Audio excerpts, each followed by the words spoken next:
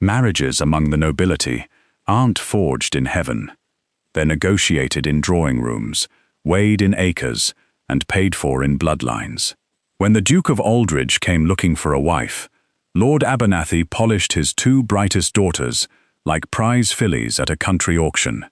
He paraded their wit, their immaculate posture, their impeccable breeding. Nobody looked at the youngest girl standing in the corner, quietly pouring the Darjeeling. But a man drowning in noise doesn't want a songbird. He wants peace. The rain had been falling for 3 days, turning the carriage drives of Hampshire into thick, sucking bogs. Lord Richard Abernathy did not care. He stood by the tall, draughty windows of the morning room, his breath fogging the glass, his hands clasped so tightly behind his back that his knuckles bled white. "He's coming," Richard said. The words dropped like stones into the quiet room. Behind him, the Abernathy sisters arranged themselves. It was an exercise in calculated casualness. Charlotte, the eldest by 3 years, sat nearest the hearth. The firelight caught the gold threads woven through her dark hair. She held a piece of needlepoint she hadn't actually worked on in a month. It was a prop. Charlotte understood the mechanics of this afternoon better than anyone. At 24, she was staring down the barrel of spinsterhood, but she was beautiful, sharp, striking, and ambitious enough to choke a horse. "Is his carriage crest visible?" Charlotte asked. She didn't look up. She kept her voice entirely level.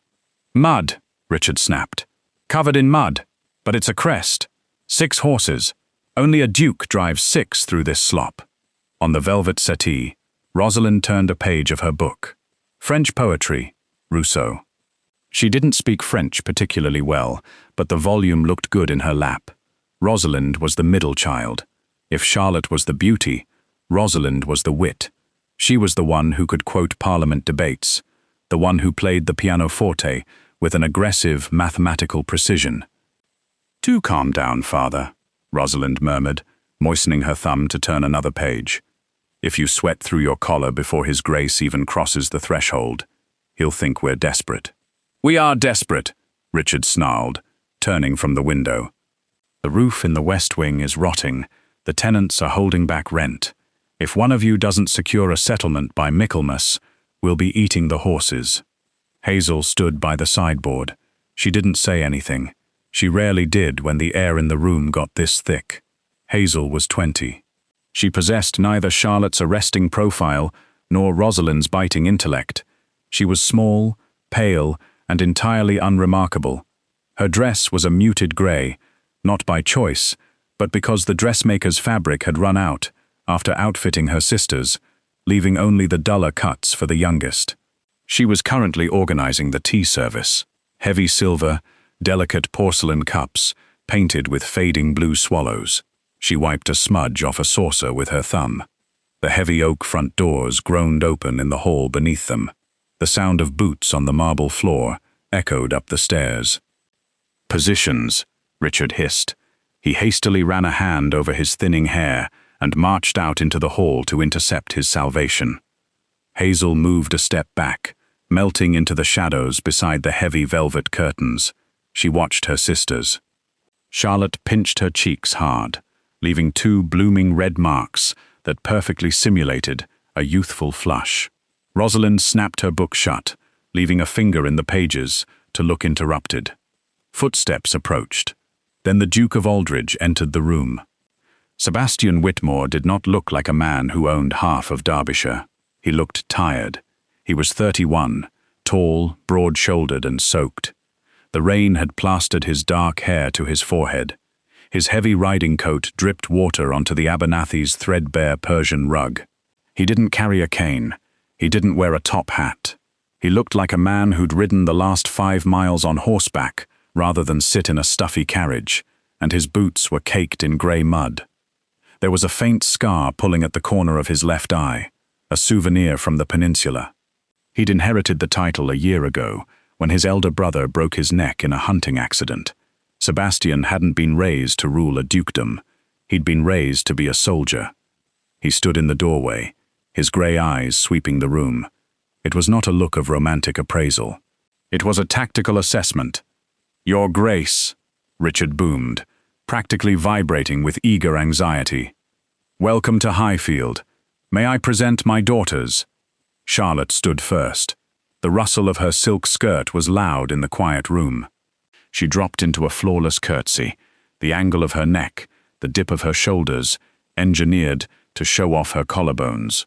"Your Grace," she said, her voice a purr of polite concern.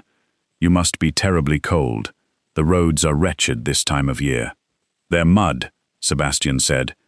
His voice was deep, scraping the bottom of his throat. He did not smile. "I apologize for tracking it into your home." "Think nothing of it." Richard laughed loudly, too loudly. "We're honored. Honored. And this is my second daughter, Rosalind." Rosalind rose, keeping her finger in her book. She offered a smaller, more intellectual curtsy. "An honor, Your Grace. I was just reading about the agricultural reforms in the northern counties. I understand your estates have implemented the new crop rotations. It was a bold move." "Too bold," Hazel thought from the corner. Sebastian blinked.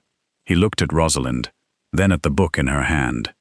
"The stewards managed the rotation, Miss Rosalind. I mostly concerned myself with the ledgers." The rejection of her intellectual bait was flat and immediate. Rosalind's smile faltered for a fraction of a second before cementing back into place. "And the youngest," Richard said, waving a dismissive hand toward the sideboard. "Hazel." Sebastian looked past the glowing hearth, past the striking Charlotte and the ambitious Rosalind. He looked into the shadows. Hazel didn't step forward. She didn't curtsy deeply. She merely inclined her head, her hands still resting flat against the cool mahogany of the sideboard. "Your Grace," she said softly. He held her gaze for a second. Nothing registered on his face. He nodded once, then turned back to Lord Abernathy. "I appreciate your hospitality, Lord Abernathy," Sebastian said, unbuttoning his heavy, wet coat. A footman scuttled forward to take it. "I'll only stay an hour. I have business in London by tomorrow evening." "An hour?" The panic spiked in Richard's chest. "An hour to sell a daughter." Of course," Richard babbled. "Please sit by the fire. Warm yourself. Girls, entertain His Grace." Sebastian sank into the wingback chair. It creaked under his weight. His joints ached. The damp of the English countryside always made the shrapnel in his thigh throb. He stared at the flames licking the soot-stained bricks of the hearth. He hated this. He hated the season. He hated the ballrooms. And most of all, he hated these private viewings. He knew exactly why he was here. He needed an heir. He needed a wife. The Dowager Duchess, his terrifying mother, had handed him a list of acceptable breeding stock. The Abernathy girls were on it. Good bloodlines. Bankrupt father. It meant they'd be eager, compliant, and cheap to acquire. He wouldn't have to deal with demanding in-laws. He could pay off Lord Abernathy's debts, take a wife back to Derbyshire, shut the door, and be left alone. "May I offer you some wine, Your Grace?" Charlotte asked. She was hovering at his elbow. Her perfume was overwhelming. Lavender and heavy musk. It smelled like a crowded London ballroom. It made his headache worse. "Tea, if you have it," Sebastian said, not looking at her. "I have a long ride ahead." "Of course." Charlotte beamed. She snapped her fingers at her younger sister. "Hazel, tea for the Duke." She didn't look at Hazel when she commanded her. It was a reflex, Sebastian noticed. He didn't say anything, but his eyes tracked the sharp, dismissive snap of Charlotte's fingers. "Tell me, Your Grace," Charlotte continued, sinking gracefully onto the sofa opposite him, leaning forward just enough. "Do you plan to spend the winter in London, or at your country estate? I've always preferred the country. London is so exhausting." It was a lie. Sebastian could smell it. Women like Charlotte lived for the social season. If he locked her in Derbyshire for the winter, she'd go mad and take him down with her. "Derbyshire," he answered flatly. "It's quiet." "I adore the quiet," Charlotte said smoothly. "Do you?" Rosalind interjected, moving to the pianoforte. "You complained just yesterday that the lack of callers was driving you to madness, sister. A flash of pure venom crossed Charlotte's face, gone as quickly as it appeared. Rosalind sat at the bench, arranging her skirts. Perhaps some music, Your Grace. The weather is so dismal, a little melody might chase the damp away. If you wish, Sebastian said. He rubbed 2 fingers against his temple. Rosalind didn't play a gentle parlor song. She played a complex, frantic sonata. Her fingers pounded the keys, showcasing her rigorous training, her discipline, her absolute mastery of the instrument. It was loud.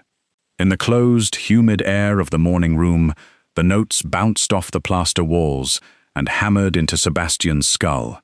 He closed his eyes. The tension in his jaw clamped down.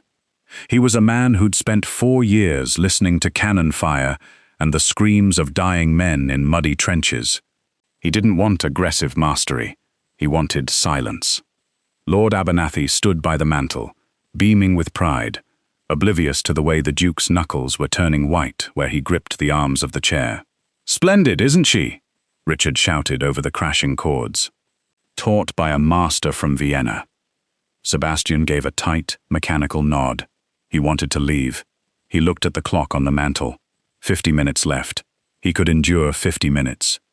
Through the deafening barrage of the sonata, a faint clink of porcelain sounded. Sebastian opened his eyes. The youngest girl, Hazel, was standing at the small table beside his chair. He hadn't heard her approach. She moved with a strange, liquid silence, stepping lightly on the creaking floorboards. She held a cup and saucer. Hazel had watched him since he walked in. She'd seen the way he favored his left leg. She'd seen the dark, bruised exhaustion under his eyes.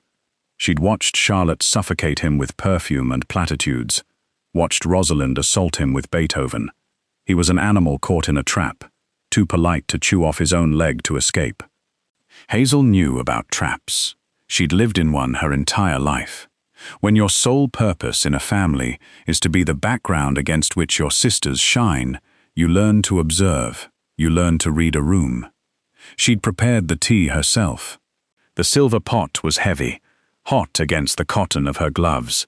The Abernathys always served tea with heavy cream and mounds of crystallized sugar, a pathetic attempt to show wealth they didn't possess. But looking at the hard, weathered lines of the Duke's face, Hazel bypassed the sugar bowl. A man who rides through a storm, who looks at a fire with such weary resentment, doesn't want sweet things.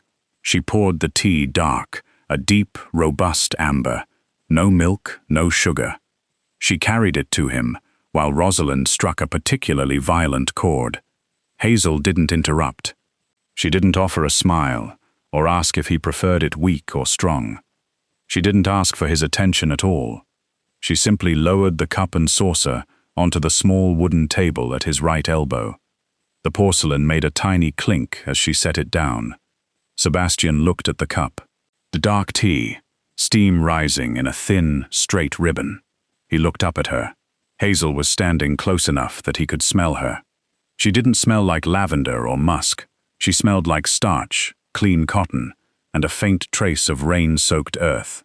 It was a grounded smell, real. "No sugar?" he asked. His voice was low, under the noise of the piano. Hazel met his gaze. Her eyes were a strange pale hazel, caught somewhere between green and gold. They were the most startling thing about her. "You don't strike me as a man who coats a bitter thing in sugar to pretend it's sweet, Your Grace," she said quietly.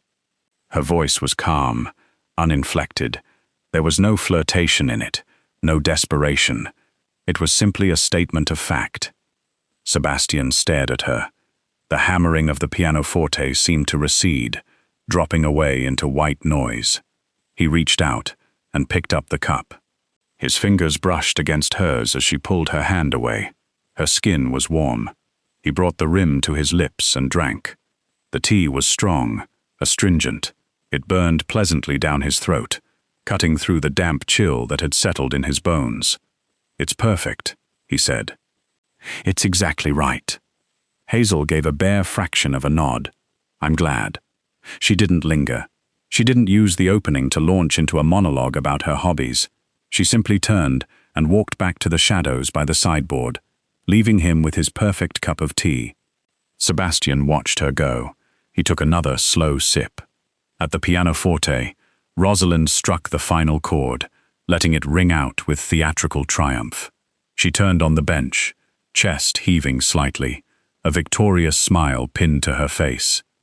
"Beautifully played, Rosalind," Charlotte said, though her voice dripped with acid. She turned to the Duke. "Don't you agree, Your Grace?" Sebastian placed the teacup back on the saucer. "I'm afraid I lack the ear for it," he said plainly. Rosalind's smile cracked. "But surely," Lord Abernathy interjected, stepping forward, desperate to regain control of the room. "Surely, you appreciate a woman of accomplishments. A duchess must host, after all. She must entertain." Sebastian looked at the father, the sweating, frantic man. He looked at the two older sisters, leaning forward like hounds at a fox hunt. "I have no interest in entertaining," Sebastian said. The room went dead silent. Only the rain lashing against the windows made a sound. "My life in Derbyshire is entirely devoid of society. My estate is remote. The house is old, and it's draughty. I don't host balls. I don't attend Parliament unless dragged by the king himself. A woman seeking accomplishments and admiration would perish of boredom within a month." Charlotte's jaw tightened. The prospect of being buried alive in the country without a society season was horrifying to her, but he was a duke. She forced a laugh. "You exaggerate your isolation, surely."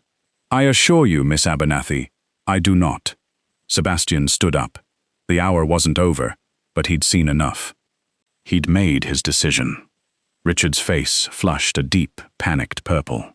"Your Grace, please. You've only just arrived." "You haven't. I've seen all I need to see, Lord Abernathy." Sebastian turned to face the room. He didn't look at Charlotte. He didn't look at Rosalind. He looked across the room, past the silver tea service, to the girl in the grey dress, standing quietly against the wall. "Miss Hazel!" Sebastian called out. The entire room pivoted. Charlotte's head snapped around. Rosalind stood up from the piano bench. Hazel blinked, stepping slightly out of the shadows. "Yes, Your Grace." "Do you play the pianoforte?" he asked. "No, Your Grace. I have no ear for music." "Do you enjoy London society?" "I've never been to London." "I imagine it's loud." Sebastian's chest moved in what might have been a silent laugh. The tight lines around his eyes relaxed marginally. "It is," he agreed. He took a step toward her. The heavy thud of his boots on the floorboards drew a line of tension through the room. "And if you were entirely isolated in a draughty house in Derbyshire, with no callers and no balls, how would you spend your days?" Lord Abernathy let out a strangled, objecting noise. "Your Grace, Hazel is. She's merely the youngest. She's not out yet.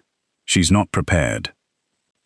"I'm speaking to her, Lord Abernathy." Sebastian cut him off, his voice carrying the crack of a commanding officer. The father snapped his mouth shut. Sebastian stopped 3 feet from Hazel. He looked down at her. Hazel didn't flinch under the weight of his stare. She looked back at him, her pale eyes steady. She thought about his muddy boots. She thought about the way he gripped the chair when the music was too loud. She thought about a quiet, draughty house in the country. "I would walk the moors," Hazel said. "I would read in silence, and I would ensure the tea was brewed properly." A heavy, suffocating silence dropped over the Abernathy morning room. Charlotte was staring at her younger sister as if she'd just grown a second head. Rosalind's face was pale with outrage. Sebastian Whitmore held Hazel's gaze for a long time. The transaction of the marriage mart vanished. For a fleeting second, it was just two quiet people recognizing each other in a loud, crowded room. "Lord Abernathy," Sebastian said, not breaking eye contact with Hazel. "Yes, Your Grace," Richard stammered behind him. "I will speak with you in your study, regarding the settlements." Sebastian finally looked away from Hazel, turning his massive frame toward the door. "I require no further introductions. I have found my duchess." The door to the study closed with a heavy, final thud. Lord Richard Abernathy scrambled to the mahogany desk, his hands shaking as he gestured to a leather armchair. Sebastian did not sit. He remained standing by the unlit hearth, his massive frame dwarfing the room. "Brandy, Your Grace?" Richard offered, his voice a pitch too high. "Ink?" Sebastian replied. "And paper." Richard swallowed the rest of his eager hospitality. He hurriedly pulled a fresh sheet of parchment from a drawer and set a brass inkwell beside it. He hovered, a man waiting for a guillotine to drop or a shower of gold to fall. He wasn't sure which it would be. Sebastian stepped to the desk. He didn't waste time with pleasantries. He was a soldier. He dealt in logistics. "I'll clear the debts tied to this estate," Sebastian said, his voice flat. "Your creditors in London will be paid by Friday. I'll establish an allowance of £800 a year for the maintenance of Highfield, paid quarterly." Richard's eyes widened. £800. It was more than he dared hope for. It was salvation. He opened his mouth to pour out a fountain of gratitude, but Sebastian raised a single scarred hand. "There are conditions." The Duke leaned his knuckles on the desk, bringing his face closer to Richard's. His grey eyes were entirely devoid of warmth. "First, you'll use a portion of that allowance to fix the roof of the West Wing. If I hear your tenants are still living in damp rot by next winter, I'll cut the funds entirely." "Yes, absolutely, Your Grace. The roof, of course." "Second, my marriage to your daughter will take place tomorrow morning. A special license. No bands, no guests, no breakfast celebration. We leave for Derbyshire by noon." "Tomorrow?" Richard balked. Panic briefly overrode his greed. "But her trousseau. The modiste requires weeks. A duke's bride cannot go to the altar in rags." "She'll go to the altar in whatever she's wearing," Sebastian said. "I'm not buying a dress, Lord Abernathy. I'm buying a wife, and the final condition." He straightened up. The air in the room seemed to drop 10 degrees. "You and your elder daughters are never to set foot in Derbyshire. The allowance is your pension. Consider it the price of my privacy. If you attempt to visit, or if you write asking for more money, the arrangement is void." Richard blinked, the insult warring with the financial relief. The relief won easily. He nodded, his jowls shaking. "Agreed, Your Grace." "Entirely agreed." "Draft the terms," Sebastian said, gesturing to the paper. "My solicitor will finalize the contract tonight."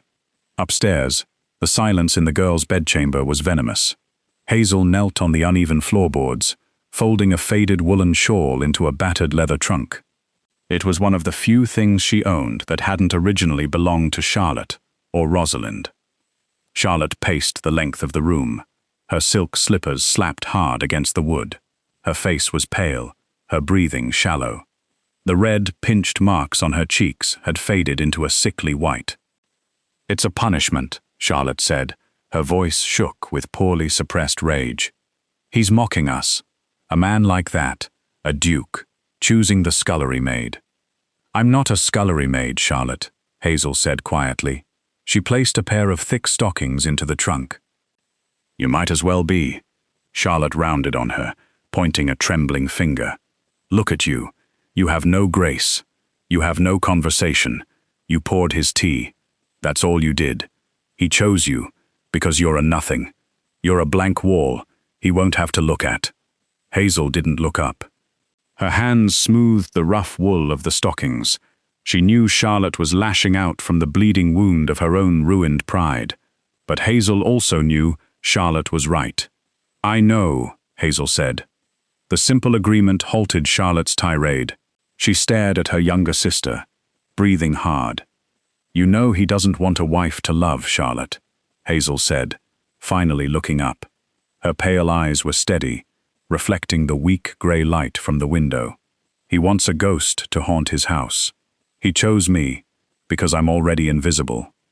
It's a terrible insult to you, but it's the truth."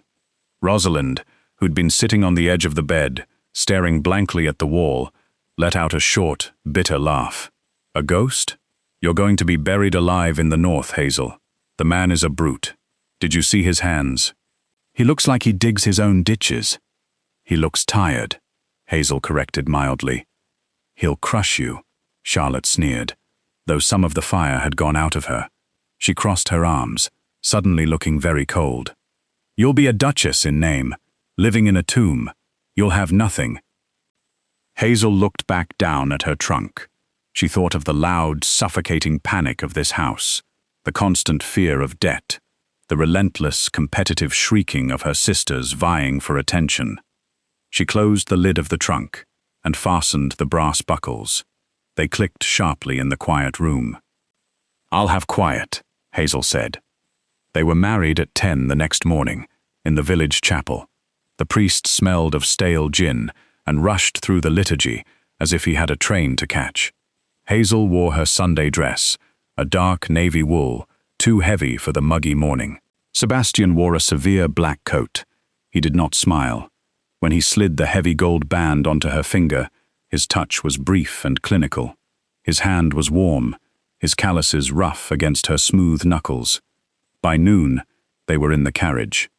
The vehicle was massive, sprung on heavy leather straps and pulled by 6 massive greys. The interior was upholstered in dark green velvet that smelled of beeswax and old dust. Hazel sat on the forward-facing bench. Sebastian sat opposite her as the carriage lurched forward, leaving the crumbling gates of Highfield behind. Hazel did not look back out the window. She kept her eyes focused on the silver handle of the carriage door. They did not speak for the first half hour. The rain from the previous days had ceased, but the roads were still deep, treacherous ruts of mud. The carriage swayed violently. Every jolt sent a shock up Hazel's spine. She gripped the velvet seat, keeping herself upright, refusing to brace herself against the walls. Sebastian watched her. He sat with his arms crossed over his broad chest, his long legs stretched out, taking up most of the floor space. His left leg, the ruined one, was extended rigidly. He observed his new wife with the same detached scrutiny he'd used to inspect a new line of infantrymen. She was incredibly still. Most women of his acquaintance, his mother, his late brother's mistresses, would have filled the silence with nervous chatter. They'd have complained about the jostling. They'd have demanded to know when they were stopping for tea. Hazel did none of these things. She sat perfectly straight, absorbing the brutal shocks of the road in silence. "You may lean back, madam," Sebastian said. His deep voice startled her. It was the first time he'd spoken since the altar. "The upholstery isn't made of glass." Hazel blinked, bringing her focus to his face. "I'm fine, Your Grace. We have 3 days of travel ahead of us. If you sit like a ramrod the entire way, your spine will snap before we reach the Trent." Hazel slowly relaxed her shoulders, letting her back touch the plush velvet behind her. It was immensely comfortable. She let out a small, quiet breath. "Thank you," she said. The silence returned, but the sharpest edge had been blunted. By nightfall, the weather turned foul again. A biting wind swept across the Midlands, driving rain against the carriage windows like handfuls of gravel. They stopped at a coaching inn near Oxford. It was not a place dukes usually patronized. The yard was filled with the shouts of hostlers and the smell of wet horses and manure. Sebastian stepped out first. He didn't offer his hand to help her down. He offered his entire forearm, holding it rigid as she stepped onto the muddy mounting block. The inn's private parlor was already taken by a traveling merchant. The innkeeper, a sweating man in a dirty apron, took one look at Sebastian's cold eyes and the heavy purse in his hand, and miraculously found a small, drafty back room beside the kitchen. Dinner was served on a scarred wooden table. It consisted of tough mutton, boiled potatoes that tasted of dirt, and a jug of weak, sour ale. Sebastian cut into the grey meat. He was accustomed to terrible food. The army had fed him worse for years. He expected his new duchess, raised in an aspiring aristocratic house, to push the plate away in disgust. He waited for the tears. He waited for the inevitable breakdown. Hazel picked up her knife and fork. She cut a small piece of the mutton, chewed it thoroughly, and swallowed. She took a sip of the ale, didn't grimace, and cut another piece of meat. Sebastian paused, his fork halfway to his mouth. "Is it to your liking?" he asked, a hint of dark amusement in his tone. "It's entirely adequate," Hazel said without looking up. "It's boot leather, madam." Hazel set her fork down. She looked at him across the flickering light of the tallow candle between them. "I've eaten worse, Your Grace. When my father's gambling debts were particularly high last winter, the butcher stopped delivering. We ate potato soup for 3 weeks. This is fine." Sebastian stared at her. The blunt, unapologetic honesty of the statement caught him off guard. There was no shame in her voice, no play for pity. It was just a fact. He slowly lowered his fork. "I see. Don't concern yourself with my comfort, Your Grace," Hazel added, picking up her fork again. "I require very little. You'll find I'm a very cheap investment." The words were spoken softly, but they hit Sebastian like a physical blow. A cheap investment. It was exactly what he'd wanted. It was exactly what he'd calculated.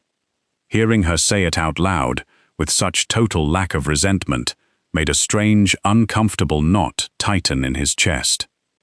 "Eat your dinner, Hazel," he said gruffly. It was the first time he'd used her given name. They finished the meal in silence. This time, the silence wasn't entirely cold. The Peak District rose around them on the third afternoon. A jagged, unforgiving landscape of dark stone and deep, shadowed valleys. The green softness of the south vanished, replaced by wild heather and harsh winds. Hazel pressed her face to the cold glass of the carriage window. She'd never seen mountains. The sheer scale of the landscape made her breath catch. It was beautiful, but it was a violent, lonely beauty. "It's bleak," Sebastian said, watching her face. "It's immense," Hazel murmured. The carriage turned off the main road, passing between 2 massive, weather-beaten stone pillars, topped with stone griffins. The iron gates were open, rusting on their hinges. They drove for another 2 miles through a dense, unkempt forest before the trees broke, revealing the estate. Stoneleigh Hall was not a welcoming house. It was a sprawling, brutalist masterpiece of grey stone, built in a defensive square, as if expecting a siege. The windows were narrow and tall, reflecting the grey sky like blind eyes. There were no manicured lawns, no blooming flower beds. The wild moorland crept right up to the gravel drive. The carriage pulled to a halt before the massive oak front doors. There was no grand reception. A single footman hurried down the steps to open the carriage door. Sebastian climbed out and turned to assist Hazel. She stepped down, the wind immediately tearing at her cloak, whipping her hair across her face. She stood on the gravel, looking up at the towering facade. It looked like a prison, or a fortress. "Welcome to Derbyshire," Sebastian said quietly. They walked up the steps. The heavy doors were pulled open from the inside. The entry hall was cavernous. The floor was black and white checkered marble, dull from lack of polishing. Above them, a massive iron chandelier hung from a vaulted ceiling. The air inside was significantly colder than the air outside. It smelled of wood ash, old paper, and damp stone. Waiting at the base of the grand sweeping staircase was a woman in severe black bombazine. She was tall, gaunt, and held a ring of iron keys at her waist. "Mrs. Gable," Sebastian said, pulling off his leather riding gloves. "This is my wife, the new Duchess of Aldridge." Mrs. Gable did not smile. She offered a stiff, precise curtsy. Her eyes, pale and sharp as a hawk's, darted over Hazel's travel-stained navy dress and plain wool cloak. The housekeeper clearly found the new Duchess lacking. "Your Grace," Mrs. Gable said. Her voice echoed off the bare stone walls. "We weren't expecting you so soon. The master suite isn't prepared for a bride." "Prepare the East Wing suite for her Grace," Sebastian ordered, throwing his gloves onto a silver tray on a nearby table. "I'll remain in my current quarters." Not sorrow, just the final, undeniable confirmation of her reality. They were to live in separate wings of a massive, empty house. "As you wish," Mrs. Gable said smoothly, betraying no surprise. "Shall I arrange for tea in the drawing room?" "No, I have letters to write. Send a tray to my study." Sebastian turned to Hazel. He looked massive in the dim light of the hall, his shoulders blocking out the meager light from the open door. "Mrs. Gable will show you to your rooms," he told her. "The house is yours to command. If you require anything, speak to her. We dine at 8. Do not be late." He didn't wait for a response. He turned and walked away, his boots echoing sharply on the marble floor, his left leg dragging slightly with fatigue. He disappeared down a dark, arched corridor. Hazel was left standing in the freezing hall, with a housekeeper who was looking at her like a stain on the rug. "If you'll follow me, Your Grace," Mrs. Gable said, turning toward the stairs. They walked up 3 flights of stairs and down a corridor that seemed a mile long. Half the doors they passed were shut, the rooms behind them dead and unused. The silence in the house was absolute. It pressed against the eardrums. Finally, Mrs. Gable unlocked a heavy door and pushed it open. "The East Wing Suite," the housekeeper announced. Hazel walked in. The room was massive. The walls were lined with dark oak paneling. A massive 4-poster bed stood in the center, hung with heavy, fading crimson velvet curtains. There was a sitting area by the tall windows, a vanity table, and a cold, empty fireplace. Dust motes danced in the pale light filtering through the glass. It was freezing. "I'll send a maid up to light the fire," Mrs. Gable said, lingering in the doorway, "and to unpack your belongings." "That won't be necessary," Hazel said. Mrs. Gable frowned. "Not necessary, Your Grace?" "A duchess doesn't unpack her own bags." "I prefer to do it myself," Hazel replied evenly. She turned to face the older woman. She knew what this was. The staff was testing her. They expected a weak, crying girl who'd been sold to a monster. "As you wish," Mrs. Gable said. Her tone suggested she thought Hazel was an idiot. "Will there be anything else?" "Yes," Hazel said. She walked over to the windows. They looked out over the back of the estate, miles of rolling dark heather stretching toward the horizon. "Send up a pot of tea, loose leaf, not bagged. A kettle of boiling water, unmixed, and no sugar." Mrs. Gable blinked. "No sugar, Your Grace." "None. Thank you, Mrs. Gable. You're dismissed." The housekeeper stiffened, gave a jerky nod, and pulled the door shut behind her. Hazel was alone. She stood in the middle of the massive, freezing room. She listened. There were no carriages rattling on cobblestones. There was no screeching laughter from Charlotte. There was no frantic piano pounding from Rosalind. There was no desperate pacing from her father. There was only the sound of the wind howling against the thick glass of the window. Hazel slowly unclasped her heavy cloak and let it fall to the floor. She walked over to the massive 4-poster bed and ran her hand over the carved wooden post. It was solid, real. She walked to the window and looked out at the desolate, beautiful moors. Charlotte had called this place a tomb. Rosalind had said she'd be buried alive. Hazel rested her forehead against the cold glass, her lips curving up into a small, genuine smile. She had a room of her own. She had silence. She had an entire ocean of space, and a husband who demanded absolutely nothing from her but her absence. For the first time in her 20 years of life, Hazel felt like she could breathe. The first month at Stoneleigh Hall established a rhythm built on absence. Sebastian left the house before dawn. He rode the borders of the estate, arguing with tenant farmers, inspecting collapsing stone walls, driving his exhausted body until the phantom pains in his ruined thigh forced him to stop. He ate his meals in his study, a dark room smelling of leather and old dog, though the dog had been dead for 5 years. He saw his wife exactly once a week, on Sunday evenings, when they dined at opposite ends of a 30-foot mahogany table. They exchanged facts. The weather, the crop yield, the cost of coal. It was not a marriage. It was closer to a status report. Hazel didn't mind.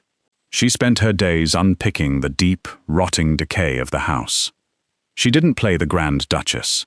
When Mrs. Gable attempted to hand her the daily menus for approval, a stack of heavy, grease-stained cards detailing massive, expensive roasts, Hazel handed them back. "The Duke eats mutton and potatoes," Hazel told the housekeeper, standing in the freezing kitchens. "I eat whatever's cheapest. We're two people, Mrs. Gable, not a cavalry regiment. Sell the surplus stores in the village. Use the coin to buy lye soap and beeswax. This house smells like a crypt, and I want the floors scrubbed until they shine." Mrs. Gable bristled. "The late Duchess never concerned herself with the scrubbing." "The late Duchess is dead," Hazel replied, her voice entirely flat. "And I live here. Get the soap, Mrs. Gable." Hazel stripped off her heavy wool outer skirts and tied a canvas apron around her waist. She didn't order the maids to work. She knelt beside them on the freezing marble floors. She scrubbed the soot from the hearths. She inventoried the linen closets, finding moth-eaten ruin and salvaging what she could. She found a ledger of household expenses in the steward's office and spent 3 nights by the light of a single tallow candle, tracking the bleed of money. She discovered the butcher in the village was charging Stoneleigh Hall double the market rate. She discovered the coal merchant was delivering slate mixed with the anthracite. She fixed it, not with shouting or threats, but with the quiet, ruthless efficiency of a woman who'd spent her life watching her father's wealth bleed away through negligence. She rode into the village in a plain cart, spoke to the merchants with terrifying, polite precision, and cut the estate's household expenses by 40% in 3 weeks.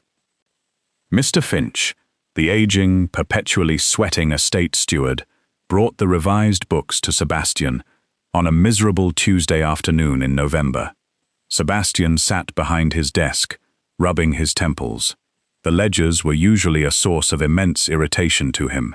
He hated the columns. He hated the numbers. He wanted to hit something, but he was a duke, and there was nothing to hit but paper. He looked down at the book Finch placed before him. The handwriting in the margins wasn't Finch's frantic scrawl. It was small, sharp, and perfectly legible. "What is this?" Sebastian asked, tapping a column of corrected figures. "Her Grace, my lord," Finch stammered, wiping his brow with a dirty handkerchief. "She audited the pantry accounts, and the coal deliveries, and the laundry soap." Sebastian frowned. He looked closer at the ink. She cut the butcher's bill in half. She threatened to buy a herd of pigs and slaughter them herself in the courtyard if he didn't adjust his prices to the regional standard. "Your Grace." There was a note of genuine awe in the steward's voice. Sebastian stared at the neat, merciless numbers. A strange, tight feeling gripped his chest. Amusement. A deeply buried, rusty sensation. That evening, when he returned from a brutal ride through the freezing rain, he didn't go straight to his study. He stopped in the main hall. The air smelled different. The damp rot was gone. It smelled of lemon oil, wood smoke, and clean linen. He walked up the stairs to the east wing. He hadn't set foot in this corridor since the day they arrived. He stood outside Hazel's door. He could see a thin line of yellow light spilling from underneath the heavy oak. He didn't knock. He didn't want to intrude. He just stood there, listening to the absolute quiet of the house, and realized that for the first time in his life, the silence didn't feel heavy. It felt anchored. The next afternoon, Hazel walked into his study. Sebastian was at his desk, surrounded by a chaotic mess of maps and unresolved boundary disputes. He looked up, startled. She was wearing a faded grey dress, the sleeves rolled up to her elbows. Her hands were red from cold water, and there was a smudge of ink on her chin. She carried a silver tray. On it was a single cup of tea, dark amber, no milk, no sugar. She didn't announce herself. She walked to the desk, shifted a map of the northern boundary, just enough to make room, and set the cup down. The porcelain clicked softly against the wood. "You've been working for 6 hours," Hazel said. Sebastian looked at the tea, then at her. There's a dispute over the grazing rights on the western ridge. The tenants are threatening to burn each other's barns. Hazel looked at the map. She didn't feign ignorance, and she didn't apologize for looking. The western ridge is mostly shale. The grass is thin. They aren't fighting over grazing rights, Your Grace. They're fighting over the water access at the bottom of the incline. Sebastian paused. He looked down at the map, tracing the blue line of the stream that cut through the valley. He'd been looking at the property lines, the acreage. He'd been thinking like a soldier holding a perimeter. He hadn't thought about the sheep. He looked back up at her. How do you know that? Because sheep can't drink rocks, Hazel said simply. Move the boundary line 50 yards east. Give them both access to the stream. The argument will end. She turned and walked out of the room, her boots clicking softly on the floorboards, leaving him alone with the map. Sebastian picked up his pen, dipped it in the inkwell, and drew a new line 50 yards to the east. He picked up the teacup. It was still hot. It tasted perfect. From that day on, she brought the tea herself. She never stayed long. Sometimes they didn't speak at all. She'd set the cup down, perhaps straighten a stack of chaotic papers with a quick, efficient movement of her hand, and leave. Sometimes he'd ask her a question about the household ledgers, and she'd answer with brutal, numeric honesty. It was a strange, functional intimacy. They were two gears in a massive, broken machine, finally beginning to catch and turn together. Winter in Derbyshire didn't announce itself. It broke down the door. In late January, a storm rolled off the peaks, black and violent. By noon, the sky was the color of bruised iron. By 3, the wind was screaming around the stone towers of Stoneleigh Hall like a wounded animal. The snow fell so thick and fast that the stables, 50 yards away, vanished in a whiteout. Inside the house, the temperature plummeted. The massive stone walls, usually a defense, turned into an icebox. The heat from the fireplaces was sucked straight up the chimneys. Sebastian was in his study, wearing his heaviest riding coat indoors, trying to read a letter from his solicitor. The wind rattled the heavy glass panes in their lead casing. A sharp, explosive crack echoed through the house, followed by the terrifying sound of shattering glass and a roar of wind. Sebastian dropped the letter. He grabbed a heavy iron poker from the hearth and ran into the corridor. The cold hit him like a physical wall. The noise was coming from the long gallery on the second floor. A massive vaulted room, lined with tall, fragile Elizabethan windows. He took the stairs 2 at a time, his bad leg screaming in protest, but the adrenaline drowned it out. He burst into the gallery. One of the massive 12-foot windows had blown inward. The wind was violently funneling into the room, bringing a horizontal blizzard with it. Snow was rapidly burying the Persian rugs and whipping against the family portraits. The pressure in the room was immense, threatening to blow out the rest of the glass. Sebastian cursed violently. He needed canvas. He needed heavy oak boards from the cellar. He needed 3 footmen, but the servants' quarters were in the opposite wing, and the bell pulls were frozen solid. He stepped into the teeth of the wind, shielding his face with his arm, trying to reach the heavy velvet curtains to pull them across the breach, but the wind tore the fabric out of his hands, snapping it like a whip. "Leave the curtain!" a voice shouted over the roar. Sebastian whipped his head around. Hazel was running down the gallery.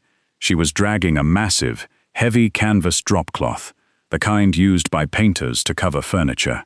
She had a coil of thick hemp rope slung over her shoulder and a hammer gripped in her right hand. She wore no coat, only a heavy woolen shawl wrapped tightly around her shoulders, her hair already whipping into a frantic halo around her face. "Hazel! Get out of here!" Sebastian roared, stumbling back as a gust of wind nearly knocked him off his feet. "The glass will hold better with weight on it." She ignored him. She threw the heavy coil of rope at his chest. He caught it by reflex. "The brass fixtures on the wall!" Hazel shouted, pointing to the heavy sconces mounted between the windows. "Tie off the corners." "The canvas is too thick to nail into the stone." Sebastian stared at her for a fraction of a second. She wasn't panicking. She wasn't screaming. She was organizing a defense. He moved. He grabbed the top corner of the canvas. It was stiff and freezing. The wind caught it like a ship's sail, nearly ripping it from his grip. His boots slipped on the snow-covered floorboards. Hazel threw her entire body weight against the bottom of the canvas, pressing it toward the shattered window frame. "Pull, Sebastian." It was the first time she'd used his name. The sound of it, screamed over the howl of the blizzard, sent a shock through his blood, hotter than any fire. He planted his good leg, wrapped the rope around the brass sconce, and pulled with all the brutal, terrifying strength he possessed. The canvas stretched taut, covering the top half of the gaping hole. The wind shrieked, fighting them. Hazel dropped to her knees in the accumulating snow, her fingers numb, frantically tying the bottom corners to the lower iron radiator grates, her knuckles scraping against the stone, leaving bright red smears of blood. She didn't stop. Sebastian moved to help her. They worked shoulder to shoulder in the freezing vortex. He slammed his body against the canvas, holding it flush against the wall, while she pulled the knots tight. He could feel the desperate, shivering heat of her through her thin dress. "Done!" Hazel gasped, falling back onto her heels. The canvas snapped violently under the wind's pressure, but the ropes held. The horizontal blizzard stopped. The gallery was plunged into sudden, dim shadows, the immediate roar of the storm muffled to a heavy, threatening rumble. They sat in the snow on the floorboards, chests heaving, surrounded by shattered glass. Sebastian looked at her. Hazel was trembling violently. Her lips were blue. Blood dripped slowly from her raw knuckles, stark and bright against her pale skin. Her hair had pulled entirely free of its pins and lay plastered against her wet cheeks. She looked terrifying. She looked beautiful. He didn't think. He didn't weigh the logistics. He reached out and grabbed her. Sebastian pulled Hazel against his chest, wrapping his heavy, dry coat around her shivering body. She gasped at the sudden contact, stiffening for a second, before the desperate need for warmth overrode her caution. She collapsed against him, burying her face in the wool of his lapel. "You little fool," Sebastian breathed, his voice raw, his chin resting on the top of her head. "You could have been ripped out the window. You were losing your grip on the curtain," Hazel murmured, her voice muffled against his chest. Her hands, freezing and bloody, gripped the fabric of his shirt. "You needed the canvas. I needed you to be safe." The words slipped out before he could catch them. They hung in the freezing air, heavier than the snow. Hazel tilted her head back. She looked up at him. Her pale hazel eyes were wide, searching his face in the dim, storm-filtered light. The cynical, distant Duke was gone. The man holding her was terrified, exhausted, and desperately holding on to her as if she were the only solid thing in a collapsing world. He slowly lifted a hand, his rough thumb brushing a wet strand of hair from her cheek. He was careful, so incredibly careful, as if she were made of glass. "Your hands are bleeding," he said softly. "They'll heal," she answered. Sebastian didn't let her go. He stood up, taking her weight with him, ignoring the sharp spike of pain in his thigh. He kept his arm securely around her waist. "Come," he said. "The kitchen hearth is the only fire that'll survive this draft." They didn't go to their separate wings. They walked down the stairs, leaning on each other. When they reached the kitchen, the servants were huddled in a terrified mass near the ovens. Seeing the Duke walk in, covered in snow, holding the Duchess tightly to his side, sent a shockwave of silence through the room. Sebastian ignored them. He pulled a heavy wooden bench directly in front of the massive roasting fire. He sat Hazel down, took a clean towel from a paralyzed scullery maid, and knelt in front of his wife. He took her hands. He didn't speak. He gently, meticulously wiped the blood and snow from her knuckles. The warmth of the fire baked into their wet clothes. The storm raged outside, burying the manor, cutting them off from the world entirely. Hazel watched the top of his dark head as he cleaned her cuts. She watched the tension in his broad shoulders slowly unwind. For a man who wanted a ghost, he was holding her very tightly to the earth. The storm raged for 3 days, burying Stoneleigh Hall under 4 feet of snow. The estate was an island. The silence that followed was total, but it wasn't the cold, oppressive silence of a dead house anymore. It was the heavy, muffled peace of a world wrapped in cotton. Sebastian didn't return to his study. The temperature in the main house remained brutally cold, so they confined themselves to a small, oak-paneled sitting room on the ground floor, keeping a massive fire roaring in the hearth day and night. They shared the space. It was an awkward, delicate dance at first. Hazel sat in a wingback chair, reading a leather-bound history of the county. Sebastian sat on the sofa, trying to read a novel he'd pulled randomly from the library. He spent more time looking over the top of the pages at her than he did reading. He watched the way she chewed her bottom lip when the text became dense. He watched the way she rested her bandaged hands carefully on her lap. He felt a constant, magnetic pull to bridge the 6 feet of carpet between them. On the evening of the 4th day, the wind finally died. The moon broke through the clouds, casting brilliant, stark white light across the snow-covered moors. Hazel set her book down. She stood up and walked to the window, pulling back the heavy curtain to look out at the silver landscape. "It looks clean," she said quietly. Sebastian closed his book. He stood up and walked over to her. He didn't stop a polite distance away. He stopped directly behind her. He was so close, she could feel the heat radiating off his chest. "It does," he agreed. His voice was low, vibrating in the quiet room. He looked at her reflection in the dark glass of the window. "Hazel." She didn't turn around, but she leaned back just a fraction of an inch. It was a microscopic surrender.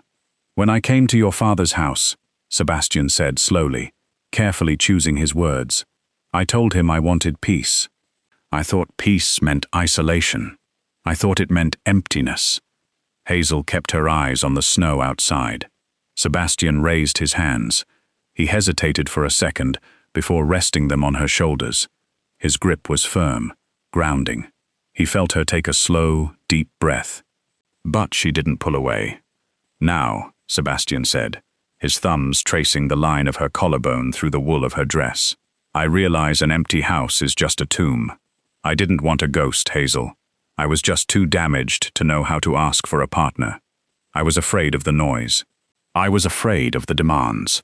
I thought any woman I brought here would look at me and see only the limp, the scars, and the isolation." Hazel finally turned around. She was trapped between him and the window, but she didn't look frightened. She looked up into his grey eyes.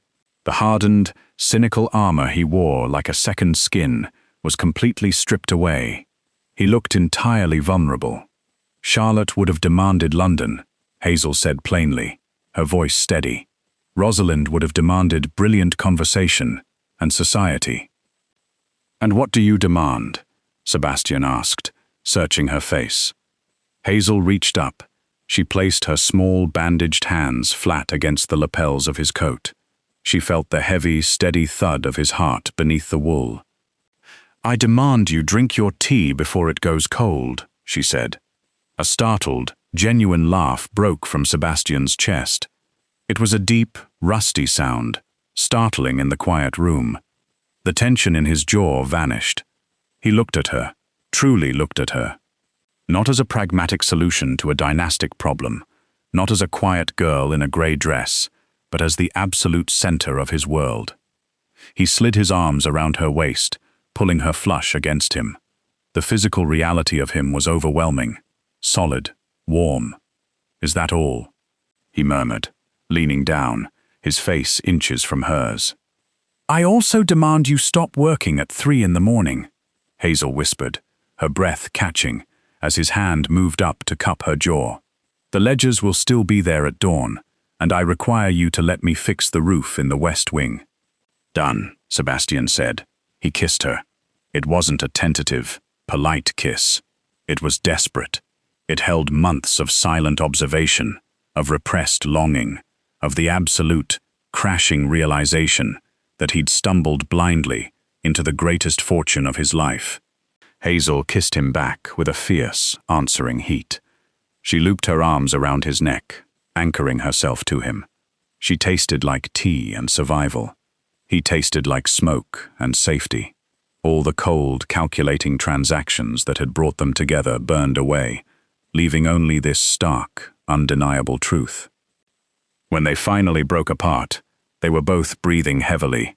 Sebastian rested his forehead against hers, keeping his arms tightly around her waist. He closed his eyes. "Move your trunks," he said, his voice rough. Hazel blinked. "Move them where?" "Out of the east wing," Sebastian replied. He opened his eyes, looking directly into hers. There was no hesitation, no retreat. "The master suite is large enough for two. I'm entirely finished with living in a separate house from my wife." Hazel felt a slow, brilliant warmth bloom in her chest. She smiled. It was a real smile, reaching all the way to her pale hazel eyes. "Mrs. Gable will be scandalized," Hazel noted. "Mrs. Gable works for you," Sebastian said, pressing a kiss to her temple. "She'll adapt, or she'll pack." They stood by the window for a long time, watching the moonlight on the snow. The massive, drafty house around them was still silent, but the nature of the silence had changed. It was no longer the silence of abandonment. It was the comfortable, deep quiet of a shared life. It was the peace of a door closing against the world, and knowing that exactly who you wanted was locked inside with you. When spring finally arrived in Derbyshire, it came with a violent thaw. The snow melted into the streams, turning them into rushing torrents. The moors exploded into a sea of purple heather. Highfield received its quarterly allowance on time, down to the final penny. Lord Richard Abernathy paid his gambling debts and immediately accrued new ones. Charlotte married a minor baron, who was 70 years old and entirely deaf, moving to a townhouse in London, where she hosted loud, desperate parties. Rosalind wrote scathing poetry about the tragic isolation of women, and refused 3 respectable offers of marriage because the men didn't read enough Greek. They never visited Stoneleigh Hall. They considered Hazel a tragic casualty, a girl sacrificed to a monster in the dark, cold north.